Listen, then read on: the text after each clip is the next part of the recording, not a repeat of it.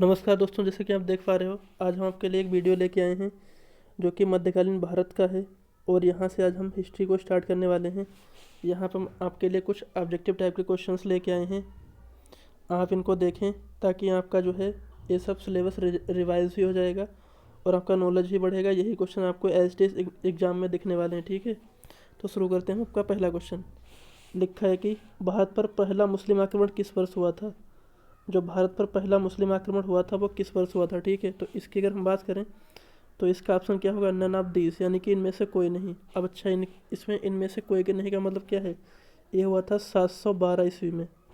712 ईस्वी में इसको किसने किया था, तो एम बी के आया था। एम बी के आया था, मोहम्मद बिन कासिम जिसको बोलते हैं। इसने कहाँ पे किया था, सिंध पर किया था। सिंध पर किया था। और यहाँ पर किसका शासन था, दाहिर का शासन था। राजा दाहिर का शासन था यहाँ पर उस समय। राजा दाहिर का शासन था। तो यहाँ से हमने कितने क्वेश्चन बना दिए। जैसे पहला क्वेश्चन था कि भारत पर पहला सफल आक्रमण किस वर्ष हुआ था मुस्लिम का, तो 712 ईस्वी में हुआ था। किसने किया था, मोहम्मद बिन कासिम ने किया था। कहाँ पर हुआ था, सिंध पर हुआ था। वहाँ का उस समय राजा कौन था, राजा दाहिर था, ठीक है। नेक्स्ट क्वेश्चन हमारा है कि हजरत मोहम्मद का जन्म कहाँ हुआ था। ये जो है पैगंबर हैं, किसके, इस्लाम धर्म के हैं। इस्लाम धर्म के हैं। इनका जन्म हुआ था 570 ईसा पूर्व और इनकी मृत्यु हुई थी 632 ईसा पूर्व में। इनका जन्म कहाँ पर हुआ था, मक्का में हुआ था। और मक्का भी कहाँ पर है, यह सऊदी अरब में। कहाँ पर है, सऊदी अरब में है, ठीक है। नेक्स्ट है कि हिंद भारत की जनता के संदर्भ में हिंदू शब्द का प्रयोग प्रथम बार किया गया था। मतलब अगर हिंदू शब्द पूछा जाए तो हिंदू शब्द सर्वप्रथम किसने प्रयोग किया था, तो इसका आंसर क्या होगा, ईरानियों ने। किसने, ईरानियों ने प्रयोग किया था। नहीं, हिंदू किया था अरबों ने, ठीक है। अगर आपसे पूछा जाए हिंदुस्तान, हिंदुस्तान तब ये किया था, ईरानियों ने किया था। ईरानियों ने किया था, ठीक है। अगर पूछा जाए इंडिया तो ये किया था यूनानियों ने, ठीक है। अब नेक्स्ट क्वेश्चन देखो, निम्न में से कौन सा चंदेल शासक महमूद गजनवी से पराजित नहीं हुआ था। ये चंदेल शासक जो है विद्याधर था। ये जो है महमूद गजनवी से पराजित नहीं हुआ था। नेक्स्ट क्वेश्चन देखो, शाहनामा का लेखक फरिश्ता किसके दरबार से संबंधित था। तो यहाँ जो है गलत है, फरिश्ता नहीं था शाहनामा का लेखक। उसका नाम था, क्या था, फिरदौसी था। फिरदौसी था। और जो है ये फिरदौसी जो संबंधित था वो संबंधित था महमूद गजनवी के दरबार से, ठीक है। आगे चलते हैं। आगे लिखा है कि महमूद गजनवी का दरबारी इतिहासकार कौन था। अगर दरबारी इतिहासकार पूछा जाएगा तो उतबी था। कौन था, उतबी था, ठीक है। ये जो है दरबारी इतिहासकार माना जाता है। फिरदौसी, फिरदौसी ने किताब लिखी थी कौन सी, शाहनामा, जो कि हम अभी बता चुके हैं। शाहनामा इसने लिखी थी। जैसे नीचे आ भी गया है कि शाहनामा का लेखक कौन था, तो हमारा आंसर क्या होगा, फिरदौसी था। अलबरूनी वो व्यक्ति था जिसने सबसे पहले क्या किया था, हमारे पुराणों का अध्ययन किया था। देखो क्वेश्चन भी नीचे आ गया है, लिखा है कि पुराणों का अध्ययन करने वाला प्रथम मुसलमान कौन था, आंसर होगा अलबरूनी। ये जो है महमूद गजनी के साथ में आया था और ये आया था 11वीं शताब्दी में। कब आया था, 11वीं शताब्दी में। अगर क्वेश्चन आ जाए कि पुराणों का अध्ययन करने वाला प्रथम मुसलमान अलबरूनी किसके साथ आया, तो हमें आंसर करना होगा महमूद गजनवी के साथ। कब आया था, तो 11वीं शताब्दी में आया था, ठीक है। फिर आगे देखो, लिखा है कि शाहनामा का लेखक कौन था, ठीक है। शाहनामा का लेखक कौन था, पता होगा, फिरदौसी है, ठीक है। फिर है पुराणों का अध्ययन करने वाला प्रथम मुसलमान कौन था, तो अलबरूनी था। आगे चलते हैं।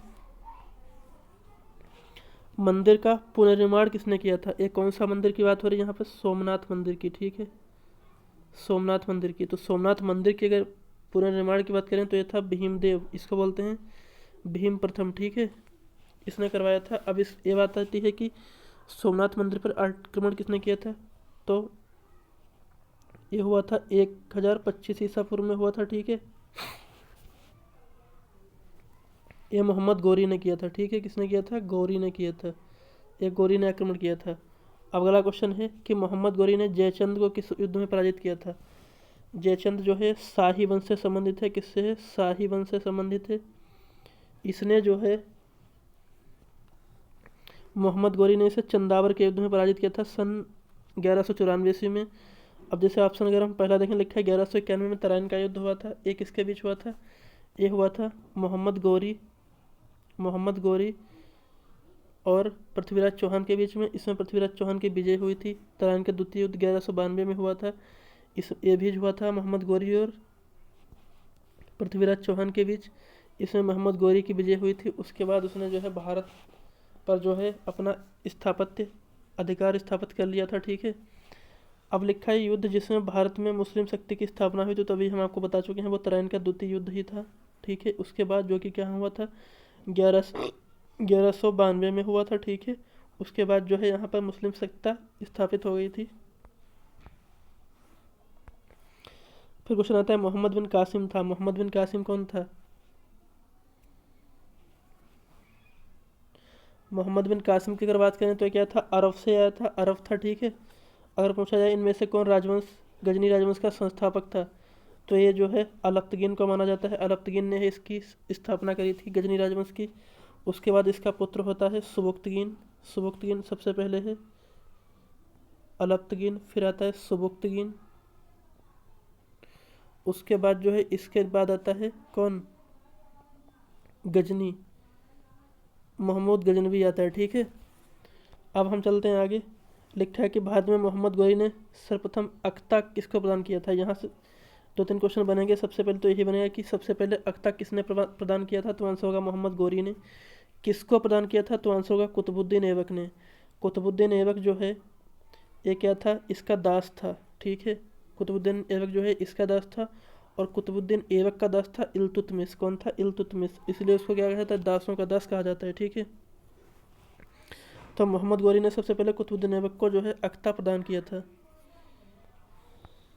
एक क्वेश्चन यहाँ पे लिखा है कि मोहम्मद गौरी के किस दास ने बंगाल और बिहार पर विजय प्राप्त की, तो इसका क्या नाम था? बख्तियार खिलजी था। क्या था? बख्तियार खिलजी था। बख्तियार खिलजी था, ठीक है। उसका नाम था बख्तियार खिलजी, ठीक है। तो ये क्वेश्चन हम आपके लिए लेके आएंगे। अगर आप लोग का रिस्पांस अच्छा रहा, आप लोगों ने इसको शेयर किया और ख़ुद भी लाइक किया और हमारे चैनल को सब्सक्राइब किया, तो हम इस टाइप के वीडियोस आपके लिए लाते रहेंगे जो कि आपके लिए काफ़ी हेल्पफुल रहेंगे, और इससे आप अपना स्कोर बढ़ा सकते हैं और आपका नॉलेज भी बढ़ेगा, और एग्ज़ाम में यही एचटीज आपको देखने को भी मिलेंगे, ठीक है। Now thanks for watching and bye bye. Please subscribe the channel.